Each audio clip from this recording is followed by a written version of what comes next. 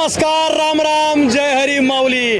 विठोबा आयुर्वेदिक दंतमंजन प्रस्तुत जगात भारी पंढरीची वारी या कार्यक्रमामध्ये मी संदीप पाठक तुमच्या सगळ्यांचं मनापासून स्वागत करतो. आज आम्ही आलेलो आहोत जगद्गुरू संत तुकाराम महाराज पालखी सोहळ्यामध्ये काटेवाडीमध्ये आलेलो आहोत आणि आज सुद्धा लई मजा येणार आहे माऊली. फक्त तुम्ही काय करायचंय, संदीप पाठक ऑफिशियल हे चॅनल लाईक करायचंय, शेअर करायचंय, सबस्क्राईब करायचंय, बेल आयकॉनचं बटन असं टुंकन दाबायचंय म्हणजे नोटिफिकेशन तुमच्यापर्यंत पोहोचतील. चला चला माऊली, काटेवाडीमध्ये आलेलो आहे. धोत्राच्या पाय घड्या.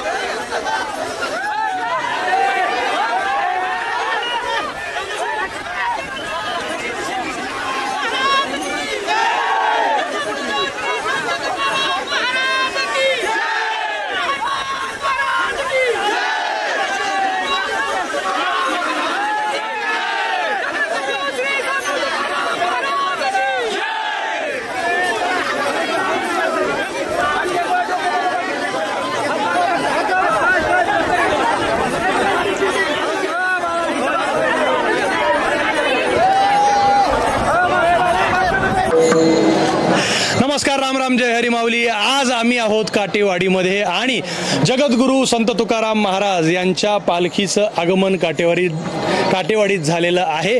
आणि काटेवाडीची परंपरा अशी आहे की धोत्राच्या पायघड्या त्या पालखीच्या समोर, पादुकांच्या समोर घातल्या जातात. कारण परीट समाज मोठ्या प्रमाणामध्ये या ठिकाणी असल्यामुळे खूप वर्षांपासून ही परंपरा अव्याहतपणे चालू आहे. आत्ता माझ्यासोबत आहेत सातारा दिंडी क्रमांक 70 जय हनुमान दिंडी आणि माझ्यासोबत डॉक्टर आहेत. डॉक्टर, तुमच्या म्हणजे मला तुमच्यातले हे माऊली घेऊन आले आणि ते म्हणले की आमच्या डॉक्टरांना भेटा, आमच्या सगळ्या दिंडीतल्या लोकांना भेटा. आणि मी म्हणलं चला भेटूया. तुमची भेट झाली, फार छान वाटलं. आम्हाला तुमच्या दिंडीबद्दल, त्याचं वेगळं वैशिष्ट्य, त्याबद्दल काय सांगा. रामकृष्ण हरी. पहिल्यांदा तुम्ही आमच्या दिंडीमध्ये या दिंडी सोहळ्याचं मनोगत आणि आमचं मनोगत ऐकण्यासाठी इथं आलात याबद्दल प्रथमतः तुमचं मनपूर्वक स्वागत करतो. आज काटेवाडीमध्ये या काटेवाडी गावचे माजी सरपंच, आमचे आदरणीय परमस्नेही मित्र आहेत ते शीतल काटेंच्या घरी आम्हाला जेवणाची पंगत त्यांच्या आग्रहावरून आहे आणि यंदापासूनच आम्ही इथं आलेलो आहे. आज काटेवाडीमध्ये जेवणासाठी हा सोहळा विसावलेला आहे. हा जगद्गुरू तुकोबारायांचा सोहळा 1685 साली जगद्गुरू तुकोबारायांचे धाकटे चिरंजीव नारायण महाराज यांनी सुरू केलेला आहे आणि 1685 सालापासून तर आहे आतापर्यंत हा सोहळा अखंडपणे सुरू आहे. 1832 साली हैबत बाबांनी, आदरणीय वैकुंठवासी हरिभक्तपणा हैबत बाबांनी हा ज्ञानोबारायांचा सोहळा तिकडून हा त्या बाजूनं ज्ञानोबारायांच्या सोहळ्याचे ते मुख्य प्रवर्तक आहेत. पण या सोहळ्याचे जनक संत शिरोमणी आमचे नारायण महाराज आहेत आणि तुकोबारायांच्या धाकटे चिरंजीव नारायण महाराजांनी हा सोहळा सुरू केलेला आहे. अव्याहतपणे हा सोहळा सुरू असताना आम्ही ज्या वाटेनं चाललेलो आहे ती तुकोबारायांची वाट आहे. मी माऊलींच्या बरोबर असतो. गावात ज्यावेळेस सोहळा येतो त्यावेळेस मी दिंडीची सेवा करण्यासाठी, महाराज सेवा करण्यासाठी येतो. ही सेवा झाली की पुन्हा माऊलींच्या दिंडीमध्ये मी चालायला असतो. काटेवाडीची आमची वेगळी परंपरा आहे. कसं वाटतं ही सेवा देताना, कसं वाटतं? कसं असतं, पावले चालते पंढरीची वाट, सुखी संसाराची सोडून या गाठ. जोपर्यंत सुखी संसाराची आपण गाठ सोडत नाही ना, हे संसार मिथ्य आहे, ते कळत नाही. खरा आनंद वारीमध्ये आहे आणि तो वारीचा साखर खाऊन गोड आहे, हो, सांगून गोड नाही. माऊली वारीत गेल्याचा आनंद व्यक्त करता येत नाहीये. म्हणून आज माऊलींच्या बरोबर चालत असताना तुकोबा महाराजांची सेवा, ही साधू संतांची सेवा, हीच खऱ्या जीवनाचा परमार्थ आहे.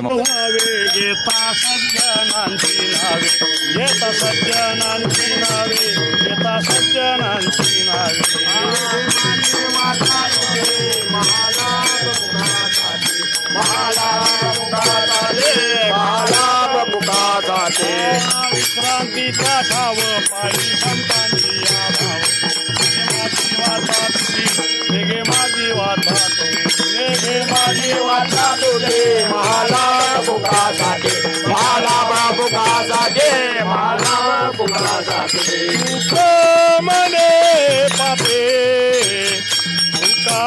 मने पापे, वा वा, तू मने पापे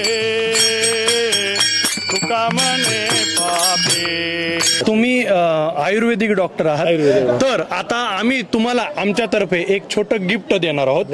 आमचा कार्यक्रम आहे विठोबा आयुर्वेदिक दंतमंजन प्रस्तुत जगात भारी पंढरीची वारी. तर आम्ही तुम्हाला हे आयुर्वेदिक दंतमंजन आहे विठोबाचं. म्हणजे काय करायचं बरं का महाराज, सकाळी उठायचं, विठोबा आयुर्वेदिक दंतमंजननी दात घासायचे आणि मग निहारी करायची. म्हणजे आधी विठोबा मग असं. आणि आमची टॅगलाईन आहे जड से जुडो. घ्या डॉक्टर, तुम्हाला हे देताना मला फार आनंद होतो. आयुर्वेदिक डॉक्टरांना विठोबा आयुर्वेदिक दंतमंजन. धन्यवाद माऊली, धन्यवाद. Global shapers community Baramati hub is a network of young. आता हे काय आहे, हे वारकऱ्यांसाठी काय सेवा देतात, काय काम करतात, हे आपण जरा जाणून घेऊया. मी आत्ता आलेलो आहे काटेवाडी या ठिकाणी, आणि तुम्ही इकडे जर बघत असाल तर सगळा तरुण वर्ग आहे जो वारकऱ्यांची सेवा करतोय. म्हणजे ते वेगळ्या अर्थाने सेवेकरी आहेत असं म्हणायला हरकत नाही. माझ्यासोबत आत्ता आहेत देवयानीताई, या सगळ्यांच्या कॅप्टन म्हणायला हरकत नाही. आणि मी सुरुवातीला त्यांना जरा बोलतं करतो की हे आमच्या सगळ्या महाराष्ट्रातल्या जनतेला कळू द्या की ही सेवा काय चालते, हा ग्लोबल शेपर्स कम्युनिटी हा काय प्रकार आहे, हे आम्हाला जरा सांगा.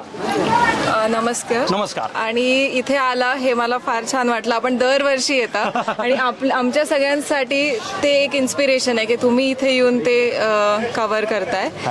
Global shapers community world economic फोरमचा पार्ट आहे आणि अख्ख्या जगात त्याचे अराउंड 500 हब्स आहेत.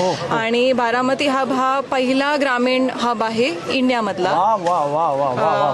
सगळे तरुण म्हणजे 30 वर्षाच्या आतले आहेत आणि आम्हाला सगळ्यांना वेगवेगळ्या इनिशिएटिव्हवर काम करायचं आहे. झाडं लावा किंवा सॅनिटरी नॅपकिन डिस्ट्रीब्युशन किंवा वेगवेगळे अपस्किलिंगचे प्रोग्राम्स हे आम्ही करतच असतो अख्ख्या वर्षात. तसाच आज आम्ही इथे औषधांचा स्टॉल लावलेला आहे आणि सगळे आम्ही मिळून ही कामं करत असतो. आणि एक संदेश असा द्यायचा आहे की युवा पिढीने पुढे जाऊन हे काम केलं पाहिजे आणि त्यामुळे आम्ही इथे उभं आहोत. वारकऱ्यांचा प्रतिसाद कसा आहे? दरवर्षी खूप चांगल्या पद्धतीने मिळतो आणि यावर्षी तर महिला स्वतः येऊन सॅनिटरी नॅपकिन्स बद्दल विचारतात, कारण आमच्या सोबत मेडिकल ऑफिसर्स असतात तर ते कम्फर्ट झोन मिळतो त्यांना. आणि औषधं वगैरे सगळे व्यवस्थित तिथे मांडलेले आहेत तर त्यांनाही आवडतं येऊन. पण आता मला सांग, ग्रामीण भागातली लोक मोठ्या प्रमाणामध्ये वारीमध्ये असतात आणि मग त्यांची भाषा आपल्याला काय झालं माहिती का, मागासपासून ढोपरं दुखायला मग ती भाषा, मग काही जरा त्यांचे अवघड शब्द असे तुम्हाला कळतात?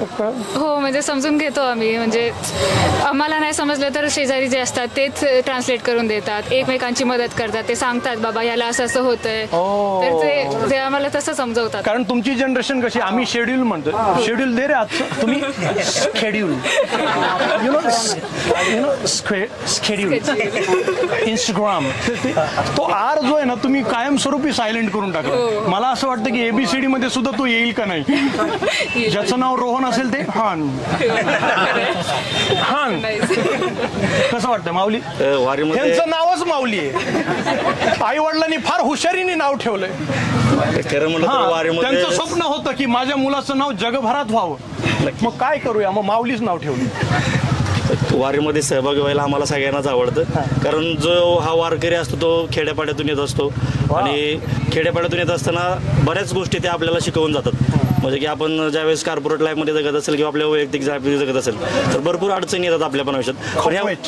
पण त्या वारकऱ्यांच्या त्या वारकऱ्यांच्या चालण्यातून किंवा त्यांच्या म्हणजे देहबोलीतून असं जाणून येतं की कुठलंच संकट मोठं नाही किंवा ते छोटं नाही, सगळं काय ते समान आहे. संत तुकडोजी महाराजांचा अभंग आहे, जोरदार दणका आवाजात होऊन जाऊ द्या माऊली. थोडा आम्ही आहोत ना तुम्हाला, चालेल, चला थोडा वाडा. चला स्टार्ट करू. मनी नाही भाव म्हणे देवा मला पाव, मनी नाही भाव म्हणे देवा मला पाव, मनी नाही भाव म्हणे देवा मला पाव, भाव म्हणे देवा मला पाव. आशान भेटायचा नाही रे देव, बाजारचा भाजीपाला नाही रे. देव आशान भेटाचा नाही र, देव बाजारचा भाजीपाला नाही र.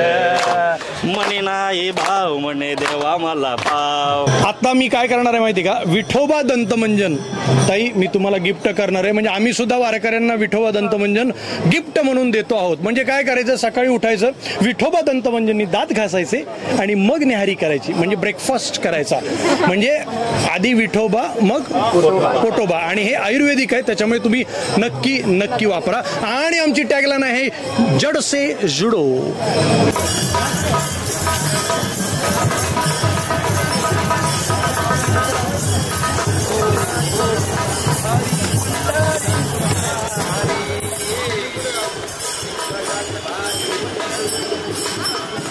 वारकरी चालत असताना त्याच्यामध्ये काही तरुण मुलं मुली चालताना दिसले आणि व्हाईट टी शर्ट आणि त्यांच्या टी शर्टवर असं सापाचं चित्र दिसलं. तर काहीतरी वेगळं वाटलं, इंटरेस्टिंग वाटलं. म्हणलं थांबूया, नक्की ही मुलं वारीमध्ये कुठल्या प्रकारची सेवा देत आहेत वारकऱ्यांना.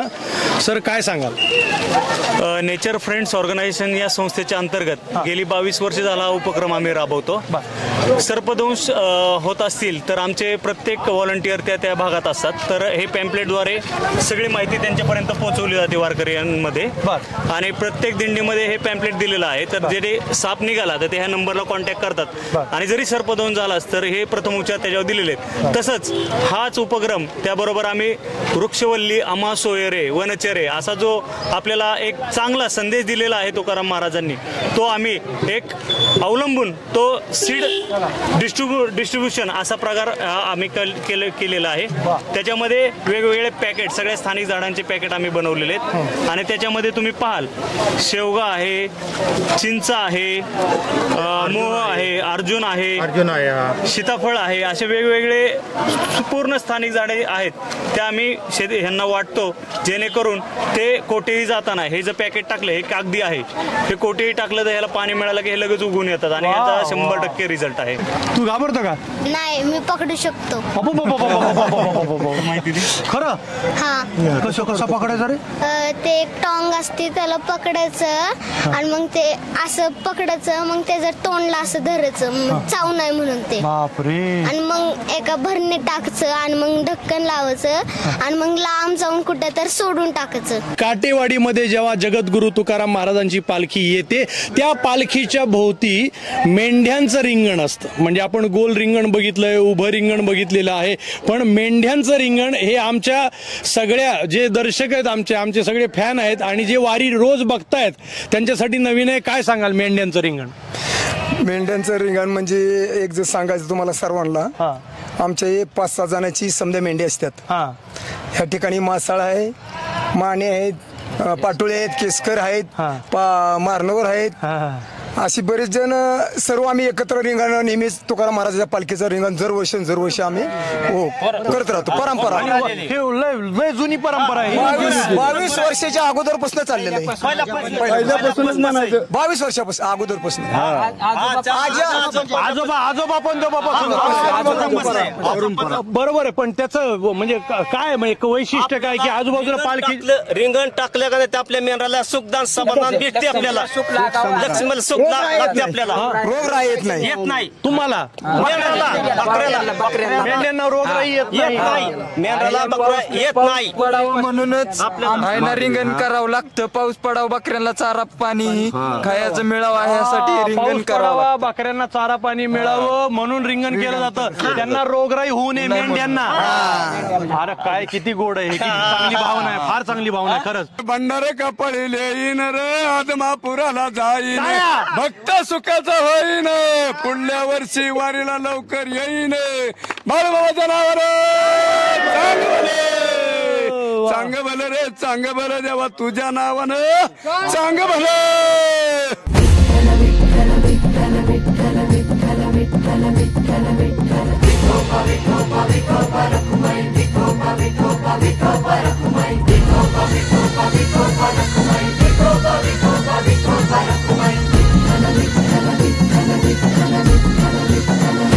जगात भारी भारी पंढरीची वारी, जगात भारी भारी पंढरीची वारी.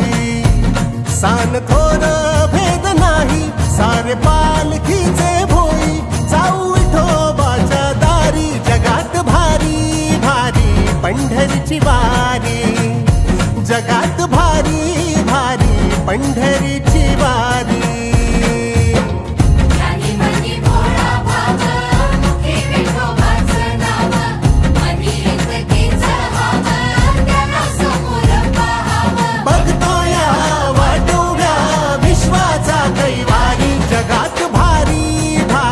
पंढरीची वारी जगात